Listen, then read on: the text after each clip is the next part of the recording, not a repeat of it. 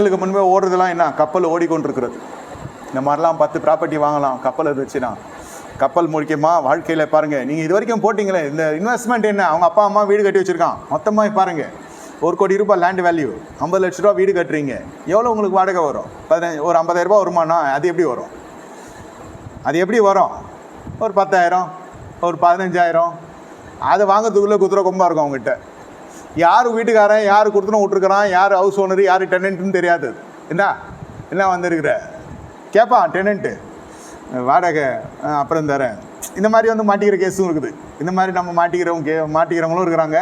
இந்த மாதிரி ஏகத்தாளமாக பேசுகிறவங்களும் இருக்கிறாங்க. இந்த 15,000 ரூபா வாங்குறதுக்கு பிள்ளை இந்த சொத்தோட விலை ஏறுன்றது தெரியாது யாருக்கும். அன்றைக்கி எங்கள் அப்பா வாங்கினது இது 10,000 ரூபாய், இன்றைக்கி இது 1 கோடி ரூபாய்.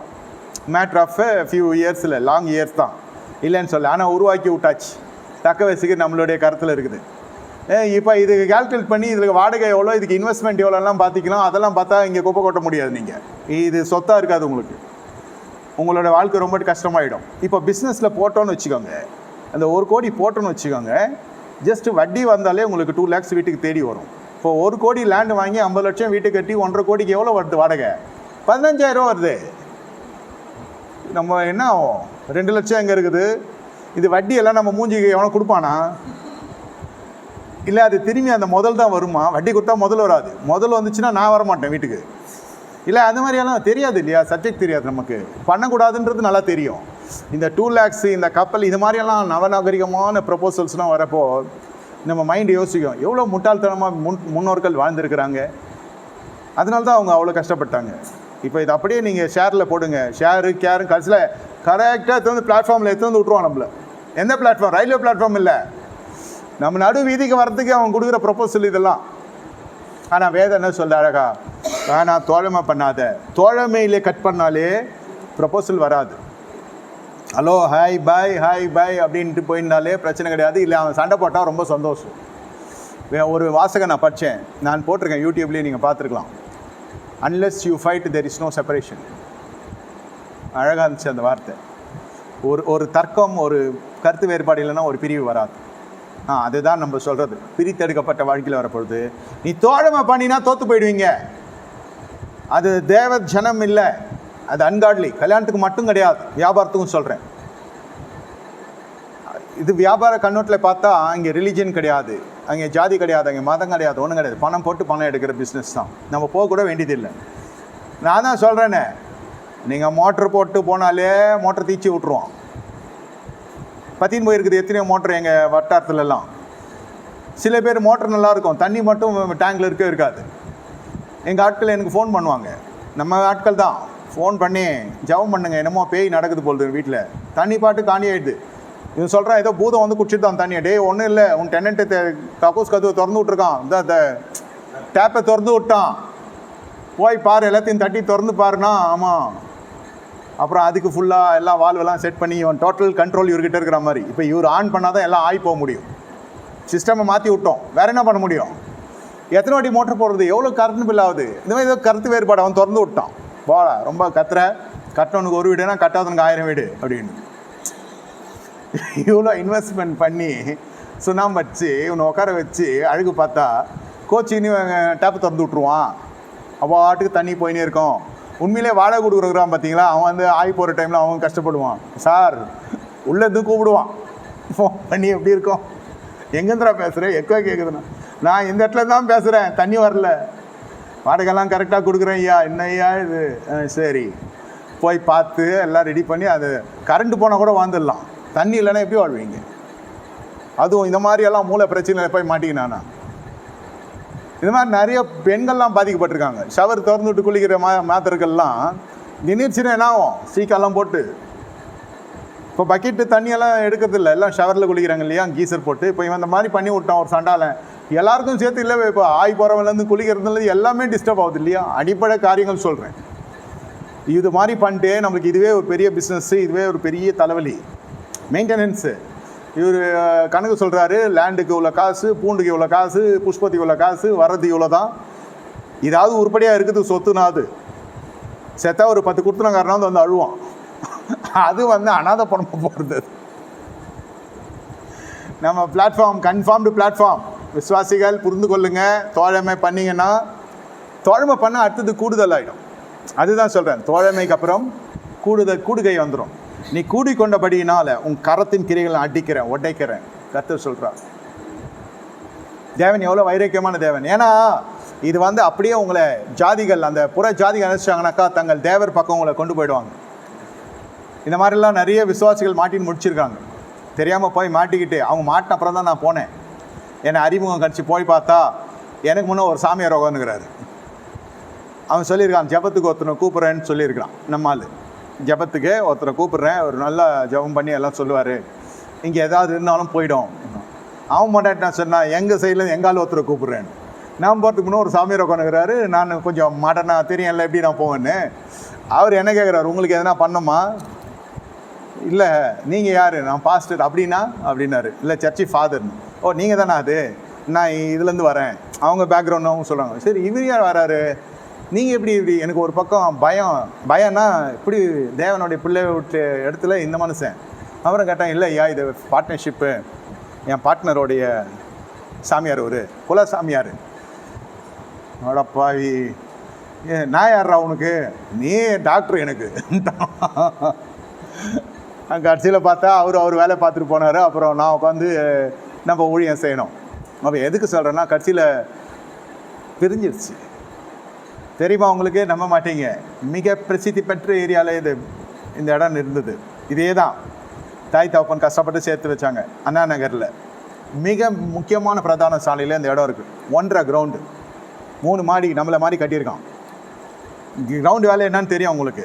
அண்ணா நகரில் மிக பிரதானமான இடத்துல இருக்குது. இந்த இன்சிடெண்ட்டுக்கு அப்புறம் இந்த பார்ட்னர்ஷிப், அது எங்கேயோ இருந்த வட இந்தியாவில் இருந்த ஒரு நபர், இவங்க இடம், இவங்க மண், இவங்க எல்லாம் இவங்க வச்சது. அது 50, 60, 70 வருஷம் ப்ராப்பர்ட்டி. அது நாம் அடிச்சு அந்த அங்கிள் வைப்பார். இந்த தாத்தா அவர் காலமாயிட்டு. நான் தான் 25 வருஷம் ஊழியம் சொல்கிறேனே. கடைசியில் பார்த்தா பேங்க் லோன் போய் இவங்க ஏதோ பண்ண போய் பேங்க்காரன் அதை என்ன பண்ணான்னு தெரியுமா? சாட்சி சொல்கிறேன் உங்களுக்கு, 1.5 கோடி ரூபாய்க்கு விற்றான். அப்படியே நெஞ்ச பிடிச்சி சாஞ்சான் தான் அந்த மனுஷன். இன்ன வரைக்கும் எழுச்சிக்கல. அந்த அம்மா என்கிட்ட ஃபோன் பண்ணி சொல்லிச்சு, கர்த்தர் எங்களுக்கு இன்னொரு பெரிய வீடை வாடகை வீடு கொடுத்தார், அல்லேலூயான்னு போயிடுச்சு. அது பழைய ஞாபகத்துலேயே சாட்சி சொல்கிறது. சிஸ்டர், என்ன சிஸ்டர் சொல்கிறீங்க? ஆமாம், எங்களுக்கு இப்போ அம்பத்தூரில் ஒரு பெரிய வாடகை வீட்டை கர்த்தர் கொடுத்தார், அல்லேலூயான்னு. இது என்ன பண்ணேன்னா, அப்புறம் விலைவரியாக சொன்னாங்க பசங்கள்லாம், அங்கிள் 1.5 கோடி ரூபாய்க்கு விற்றுட்டாங்க. ஏன்னா 1.5 கோடி ரூபான்னு சொல்கிறேன், எங்கள் ஏரியாவில் என்னமோ போகுது. இது என்ன அண்ணா நகர்? சேக்காடு அண்ணா நகர் இல்லை, சென்னை அண்ணா நகர். என்னடா இது? அது தெரியும் நம்மளுக்கு, பேங்கிங்கில் என்ன பண்ணுவாங்கன்னு தெரியும். இப்போ அவன் மேலே கேஸ் போட்டு அவன் இப்போ வழக்கு ஓடின்னு இருக்குது. இவர் சாஞ்சிட்டார். இப்போ இருக்கிறாரோ இல்லையே தெரில. இது நடந்து கொஞ்சம் வருஷம் ஆச்சு. கொரோனாவுக்கு முன்னே சொல்கிறேன். 1.5 கோடி ரூபாய்க்கு போட்டிருக்காங்க. இப்போ கேஸ் போயின்னு இருக்கு, கேள்விப்பட்டேன் நான். இது எந்த காலத்தில் முடியுது, எந்த காலத்தில் வருதுன்னு இல்லை. அவன் என்ன சொல்லலாம், நீ ஏன் கட்டலை, நீ கட்டலை, நான் ஏலம் விட்டேன். அதெல்லாம் முன்னாடியே செட் பண்ணி ஏலம் விட்றது தான் இது. 1.5 கோடி ரூபாய்க்கு அந்த இடம். யோசித்து பாருங்கள் எப்படி இருக்கும், யோசித்து பாருங்கள். இதே டீலிங் தான், இதே மாதிரி தான் பேசுவான். இதோட விலை எவ்வளோ? ஒரு 50 கோடி, ஒரு 20 கோடி இருக்குமா? 20 கோடி நீங்கள் ஷேரில் போடுங்க, நாளைக்கு காலைல 5 லட்சம் வரும். நைட்டு நீ பொண்டாட்டியோட படுத்து தூங்கினா கூட காலையில் ஏஞ்சி பல் ப்ரஷ் வைக்கிறதுக்குள்ளே உனக்கு 4 லட்சம் அக்கௌண்ட்டில் விழும் குறைஞ்சது. இன்னும் ஒரு 1 மணி நேரம் கழிச்சு விடணும்னா 5 லட்சம் விழும். இப்படியே போவோம். இது இந்த மோதை ஏறிச்சுன்னா இது ஒரு சூது. இது தெரியாது உங்களுக்கு. இது அட்வர்டைஸ்மெண்ட்ஸ் எல்லாம் பார்க்காதீங்க. உனக்கு காயின் தரேன்னுவான், உனக்கு கார் தரேன்னுவான், அப்புறம் கிட்டே போனால் குலுக்கி தான் தருவேன்னுவான். எப்படிடா கொடுக்குறான்னா அதுக்குள்ளே ஒட்டி வச்சுருப்பான். அந்த சொம்பில் அதையே ஒட்டியிருப்பான் ஓரத்தில். அவன் ஆட்களுக்கே எதிராக விழுற மாதிரி. கார் விழும் தள்ள இடி தான் விழும். கட்சியில் காரை பார்த்துன்னு லேண்டு, பொத்தலுள்ள லேண்டெல்லாம் வாங்கியிருக்கான் நம்மால். சரியில்லாத பத்திரம் இல்லாத லேண்டெல்லாம். அதில் ஒரு 3000 ரூபா நீங்கள் கட்டினீங்கன்னா போதும். இப்போ நாங்கள் 1ஆம் தேதி கொடுக்குவோம். ஒரு 100 பேர் கட்டினா என்ன ஆகும்? 3000 ரூபா. கொடுக்க போகிறது என்னமோ 5 லட்ச ரூபா கார் அவனு தான் எடுத்துகிட்டு போயிடுவான். அவன் சொந்தக்காரன், அவன் இனத்தான், அவனுடைய ஜனத்தான், அவனுடைய ஆட்கள் தான் இருப்பான். இவருக்கு வந்துடுச்சு காரு. அவர் 3ஆவது மனுஷன் போல் உட்காந்துருப்பார். இந்த மாதிரி நிறைய சுற்று வேலைகள் இல்லை. இதெல்லாம் கண்கட்டி இதெல்லாம் தெரியும் நமக்கு. நான் சொன்னேன், அந்த கார் எவ்வளோ வருது, எதெல்லாம் மானியம் கொடுக்குறானோ அதெல்லாம் லேண்டில் கம்மி பண்ண சொல்லு, முதல்ல ரெஜிஸ்டர் பண்ணி கொடுக்க சொல்லணும். அதோடு அவன் ஃபோனே எடுக்கிறதில்ல. இவன் என்ன தெரியுமா சொன்னான், இந்த அறிவாளி பாஸ்டர் எப்பவுமே இப்படி தான் பண்ணுவார். டேய் உனக்கு ஏறிடுச்சு, ஃபுல்லாக ஏறிடுச்சு அந்த ஜெம்ஸு, இனி உன்னை பிழைக்க வேண்டிய கஷ்டம், இந்த போதை ஏறிடுச்சு உனக்கு, ரத்தத்துலலாம் ஏறிடுச்சு. இல்லை எவ்வளோ பேர் சொன்னாங்க, நான் நம்பலை உங்களை பற்றினா. என்னடா நீங்கள் இந்த மாதிரி தான் பண்ணுவீங்களாமே, எதுவுமே வானான்னுவீங்களாம். டே நான் சொல்லதை கேளு, முதல்ல ரெஜிஸ்டர் பண்ணி கொடுக்க சொல்லு. இந்த கார் பூரெல்லாம் நம்ம வாங்கிக்கலாம், இந்த கோல்டு காயின் காரு, அப்புறம் எங்கேயோ வெளிநாட்டு ஏதோ ஒரு சுற்றுலா மையத்துக்கு கூட்டின்னு போகிறான். அது உன் பொண்டாட்டி போலே கூட்டு போடா, நான் வேணா சொல்லி விட்றேன், எல்லாத்துக்கும் தெரியும் எனக்கு. மொத்தம் பார்த்திங்கன்னா ஒரு 20% கம்மியாகுது. இந்த இஎம்ஐலாம் வேணாம், முன்ன பெண்ண ஆகட்டும், எல்லாத்தையும் கழி, அதோடைய 10 லட்ச ரூபா வருது, 10 லட்ச ரூபா கொடுக்குறேன்னு சொல்லு. என்ன ரெஜிஸ்டர் பண்ணி கொடுக்குறானான்னு கேளு. ரெஜிஸ்ட்ரேஷன் அவனை பாதி போட சொல்லு, நான் பாதி போடுறேன், பண்ண சொல்லலாம். அது டாக்குமெண்ட் தானே அவன் பண்ணுவான். அதை இஎம்ஐயில் ஓடும் 60 மாதம், ஒரு வருஷம் இல்லை நிற்கிறோம், பல வருஷம் ஓடுது இஎம்ஐயில். 10 வருஷம் 5 வருஷம் ஓடும். ஜஸ்ட்டு ஒரு 3000 ரூபாய் நீங்கள் கட்டினீங்கன்னா எத்தனை பெரிய சொத்துக்கு நீங்கள் அதிபதி ஆவீங்க. அதை கட்டி முடியத்தில் பல கோடிகள் ஆகும் இல்லவா? இப்படியெல்லாம் அட்வர்டைஸ்மெண்ட் வரும். உங்கள் கனவு இல்லம், நினைவு இல்லம், கட்சியில் கல்லறை தான் வரும் நம்மளுக்கு. அது கட்டி முடியறதுக்குள்ளே அவன் பெரிய லெவலில் போயிடுவான்.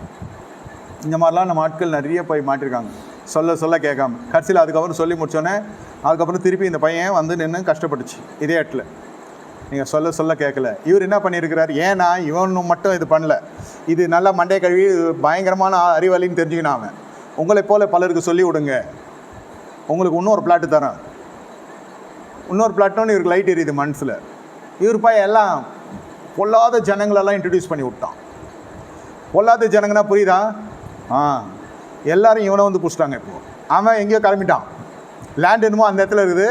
விசாரிச்சு பார்க்குறப்போ லேண்டும் அவங்களுக்கு எதுக்கும் சம்மந்தமாக கிடையாது. என்னமோ சினிமா எடுக்கிறேன்னு சொன்னாங்க, எல்லாம் நட்டாங்க, எல்லாம் ஷூட் பண்ணாங்கன்ட்டான். லேண்ட் உரிமையாளர் சினிமா எடுக்கிறேன்னு சொல்லி அவங்ககிட்ட ஒரு 50,000 கொடுத்தா அவனுக்கு என்ன பண்ணோம், மற்ற பூமி ஒரு சீரியல் எடுக்கிறோம், ஒரு இது எடுக்கிறோம், படம் எடுக்கிறோம், கல் நாடுறோம் அப்படின்னா அப்படியே நம்பிட்டாங்க. அதே தான் நடக்குது. அவனுக்கு தெரியாது நம்ம லேண்டை தான் டிவியில் காட்டுறாங்கன்னு. அவனும் பார்த்துன்னு இருப்பான். என்ன கட்சியில் தோழமை இதை மாதிரி தான் யாக்கோபு போய் கட்சியில் லேண்டெல்லாம் உண்மையாக வாங்கிட்டார். நம்மளால் உஷார் இல்லையா, லேண்டு வரைக்கும் பார்த்தார். கட்சியில் பொண்ணு எஸ்கேப் ஆயிடுச்சு. அந்த மகள் என்ன பண்ணிட்டா, சீகமன்னனோட போகிறதுக்கான காரணம் என்ன, அங்கிள் அவங்க சன்னு நம்ம லேண்டு வாங்கினோமே அந்த அங்கிளோட பையன்தான், அதான் சீகமன்னன். இது பேச அது பேச, இது அழ அது அழ தான், இது பைத்தியம் எங்கேயோ போயிடுச்சு, ரெண்டுத்துக்கும் முத்திடுச்சு. எதில் ஆரம்பிச்சது இது, லேண்டு வாங்கினதில் போனது. யார்கிட்டையும் வாங்கக்கூடாது விற்கக்கூடாதுன்னு இல்லை, பார்த்து கொள்ளுங்க. நான் என்ன சொல்ல வரேன்னு உங்களுக்கு புரியும். இதுதான் சிறுமையிலேருந்து வந்த ஜனங்க, நம்ம ரொம்ப கீழேருந்து மேலே வந்தவங்க. அப்பத்துலேருந்து இது அப்போ நான் காசு சாப்பாட்டுக்கு மட்டும் இல்லை, ஆரோக்கியத்துக்கும் சேர்த்து சொல்கிறேன். நான் நம்ம சாப்பிட கற்றுக்கிற செய்கிறார், அந்த ஆகாரம் நம்ம ஆசீர்வாதமாக இருக்குது. அதுலேருந்து நம்ம விதைக்க ஆரம்பிக்கிறோம். விதைக்கிற நல்ல இடத்துல விதைக்கணும். இந்த மாதிரி முள்ளான இடம் கல்லான இடத்துலாம் விதைக்கிறப்போ மொத்தமும் போயிடும். இந்த மாதிரி 3 தலைமுறை சொத்துக்கெல்லாம் ரோட்டுக்கு வந்தது உண்டு. கவர்ச்சி நடிகைகள் உள்ளே வந்துடுறாங்க. இந்த மாதிரி கண் கவர் அட்வர்டைஸ்மெண்ட் உள்ளே வந்துடும். இல்லைனா வெளிநாடு நம்ம கெட்டகுமாரன் மாதிரி, இளையகுமார் மாதிரி இங்கெல்லாம் பிஸ்னஸ் பண்ணி உருப்பட முடியாது. இதோட ரேட் என்ன, மணி வேல்யூனா 1 ரூபி, அது $. எவ்வளோ, 84 ரூபா. இல்லை அவன் ஆளே ஒருத்தர் சொல்லுவான், அது போன ரேட்டு இன்னைக்கு 88 ரூபாய் இருக்குது. அப்படியா, $1 இங்கே $1 மதிப்பு, அங்கே டாலருக்கு என்ன மதிப்பு. எது போட்டாலும் அங்கே நீங்கள் போய் பார்த்தீங்கன்னா அது ஒரு மாய வித்தை. இவன் அமெரிக்காவை மேப்பில் கூட பார்த்தது கிடையாது. அமெரிக்காவில் பிஸ்னஸ் பண்ணுறேன், இல்லை ஜப்பானில் பிஸ்னஸ் பண்ணுறேன், அதில் பண்ணுறேன், இதில் பண்ணுறேன், இது வேலைக்கு போகிறதே கிடையாது. இது நேராக பிஸ்னஸ் தான். நாடு குளிரா வெயிலா ஒன்றும் தெரியாது, கலாச்சாரம் தெரியாது, மொழி தெரியாது, பாஷை தெரியாது. அங்கே இறக்கி விட்டாலே சுற்றின்னு வந்துன்னு இருப்பான்.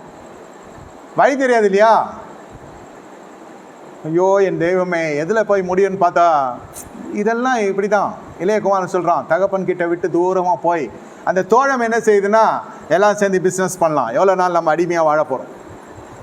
என்ன சில பிரசங்கள்லாம் கூட அப்படி தான் இருக்கும். நீ வேலைக்கு போனால் அடிமை, நீ முதலாளி அப்பாவை முதலே ஆனினா தான் நீ ஊழியத்தெல்லாம் தாங்க முடியும், ராஜ்யங்கள் கட்ட முடியும், நீ கேன் பில்ட் ஆல்டர்ஸ், அது இதுன்னுமா. ஒழுங்காக வேலைக்கு போய் ஒழுங்காக சம்பாரிச்சின்னு இருக்கிறான். அவன் ஏதோ மாத சம்பளம் ஒழுங்காக வருது, அதில் நீ எடுத்துக்கோ தனியாக. என்ன அப்பத்துக்குரிய காசு தனியாக எடுத்துக்கோ, தனியாக எடுத்து வச்சுக்கோ.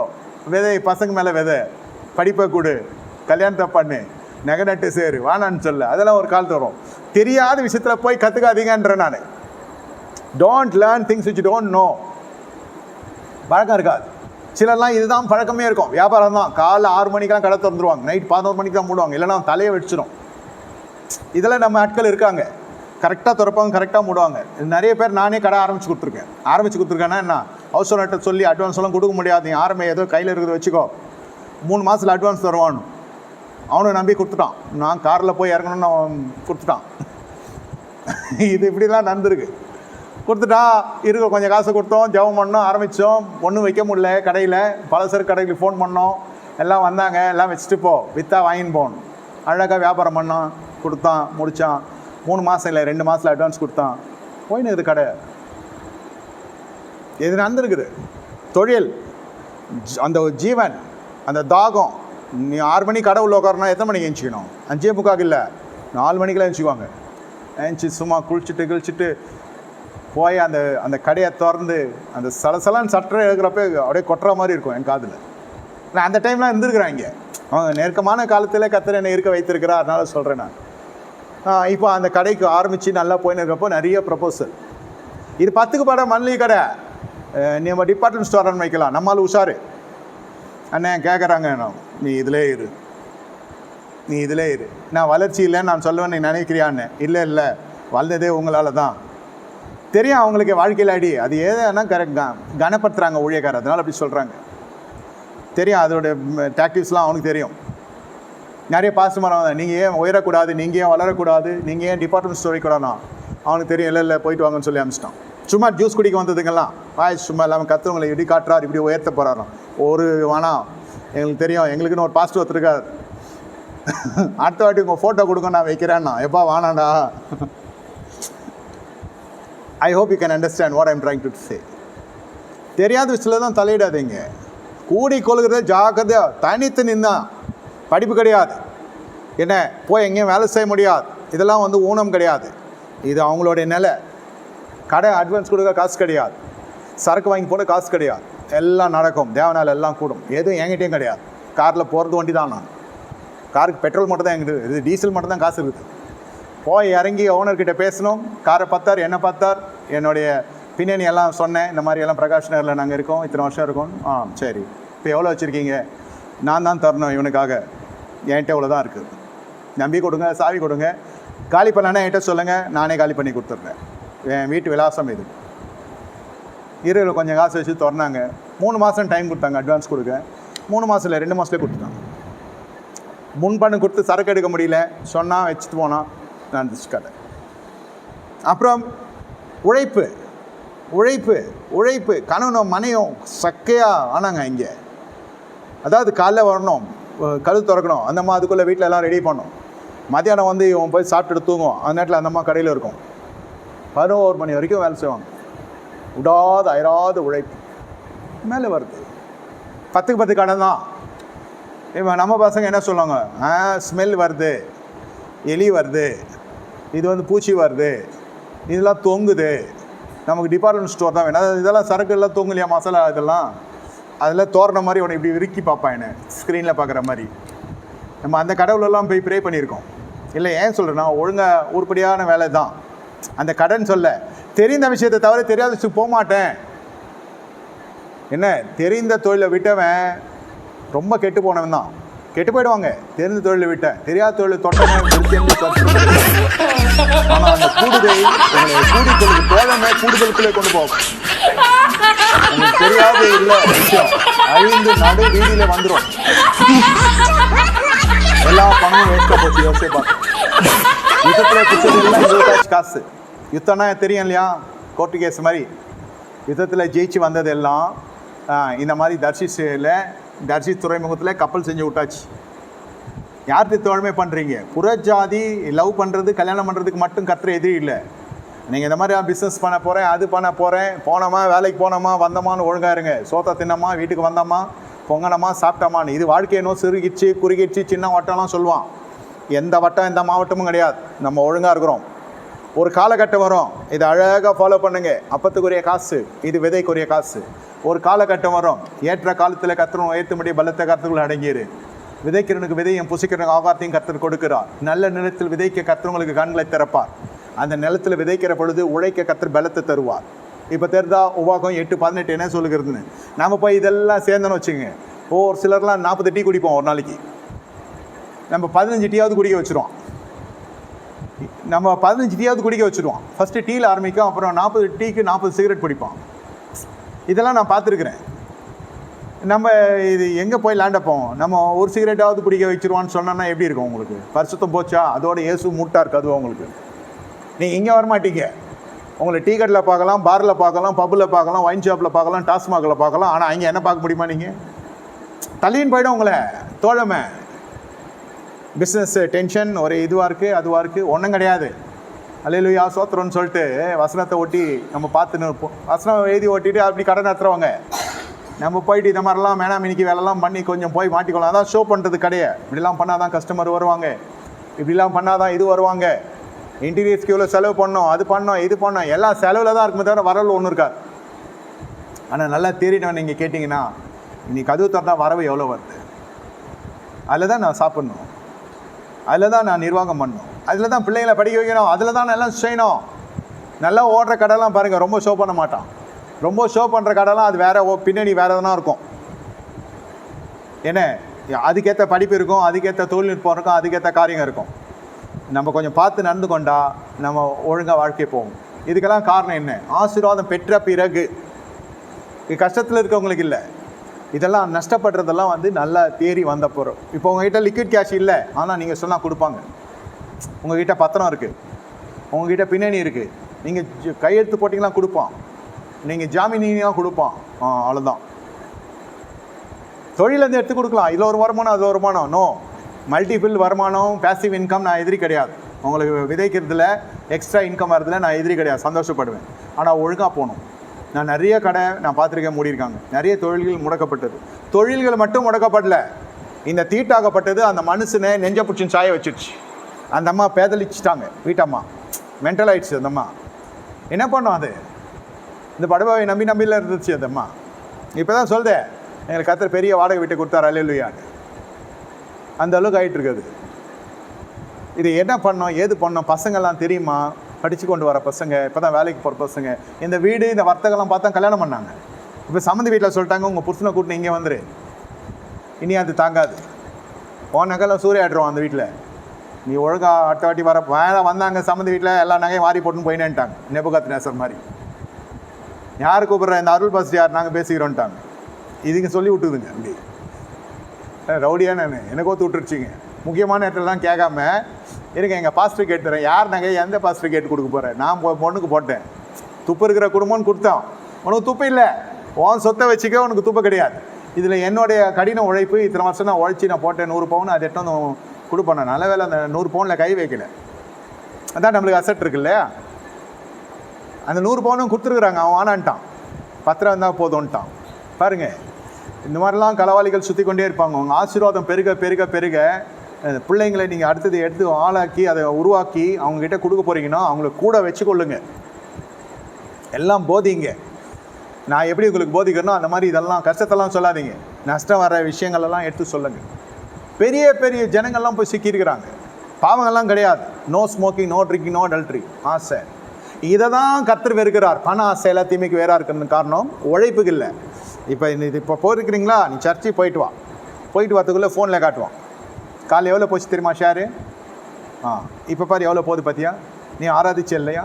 நடுவில் நீ ஆராதிச்சுன்னா இன்னும் கொஞ்சம் ஏறிச்சுன்னு நினச்சிக்கோ, இல்லைனாலும் அது நடக்கும். நீங்களான வேறு யாரா போட்டு எடுத்துன்னு போயினே இருப்போம். காற்றுள்ள போதே தூற்றிக்கோள். இந்த ஒரு முறை தான் கர்த்தர் காட்டுவார், ஊட்ட மாட்டார். இப்படிலாம் பேசுனா என்ன ஆகும்? அப்படியே யோசிக்கும். அவன் முதல்ல ஸ்டாண்டர்டாக வச்சுருவான், இது அருள் பாஸ்டர்கிட்ட சொல்லக்கூடாதுன்னு. ஏன்னா கட்சிப்படுவான் அந்த ஆள். அவங்க அம்மா சொல்லுவான், வேணாண்டா சொல்லாதே விளங்காது அப்படின்னும். வேணான்னு சொல்லுவார் அவரு. இன்னும் இப்படி தான் கண்டுபற்ற போதுராசான்ற மாதிரி கட்சியில் நடுவீதிக்கு வரப்போ சொல்லுவாங்க, இந்த மாதிரி ஆச்சு. உனக்கு தெரியுமா, உனக்கு சப்ஜெக்ட் தெரியுமா, உனக்கு ஆழம் இருக்குதா, அனுபவம் இருக்குதா? அதுக்கு அவன் சொல்லியிருக்கான், எதுவுமே அனுபவம். கல்யாணம் எப்படி பண்ண? கல்யாணம் எப்படி பண்ண? இப்போ எவ்வளோ சந்தோஷமாக வாழ்கிற? தேவ கிருபடா, அதெல்லாம் இல்லை. உனக்கு அனுபவம் இல்லாதானே கல்யாணம் பண்ண. இன்னைக்கு குழந்தை குட்டி பற்றின வாழலையா நீ? தொழில் அந்த மாதிரி தான், எல்லாம் நான் கற்றுக்கின வரோம், போக போக கற்றுக்கலாம். ஐயோ இது பேசியெல்லாம் நம்ம இதெல்லாம் அவன் பேசுகிற அந்த ஆவி அப்படி இருக்கும். இது ஆல்ரெடி வீக்கு, பண ஆசை, உழைப்பு கிடையாது, விதைப்பு இருக்குது, உழைப்பு கிடையாது, தெரியாது, யாருன்னே தெரியாது. எங்கடா பணம் விட்டு ஒருத்தன் பணம் விட்டு வந்து சொல்கிறான் பணம் விட்டுட்டேன், எங்கே விட்டேன்னு போய் செக் பண்ணால் வெப்சைட்டில் போட்டிருக்கான். அட பாவி மாங்கா, அது எங்கே இருக்கிறான் தலையே தெரியலடா. இந்த அக்கௌண்ட் எங்கே போகுதுன்னு போய் பார்த்தா சைனாவில் இருக்குதான். என்ன சொல்கிறது இவனை? எவ்வளோ விட்ட? 50,000. அழகத்தை பார்த்தா 50,000 விட்டா மாதிரியா இருக்கும். ஓன்னு உருண்டு போகிறேன்னு அழுவும் குடும்பமே 50,000த்துக்கு. நம்ம ஆட்கள் 50,000த்துக்கு அழுகுறானா? அப்புறம் உள்ளே பூந்து எல்லாம் பேப்பர்லாம் பார்த்தா, அவன் கொடுத்த பேப்பர்லாம் ட்ரான்ஸ்ஃபர் பண்ண அக்கௌண்ட்லாம் எடுத்து பார்த்தா 50 லட்சம் ட்ரான்ஸ்ஃபர் பண்ணிக்குது.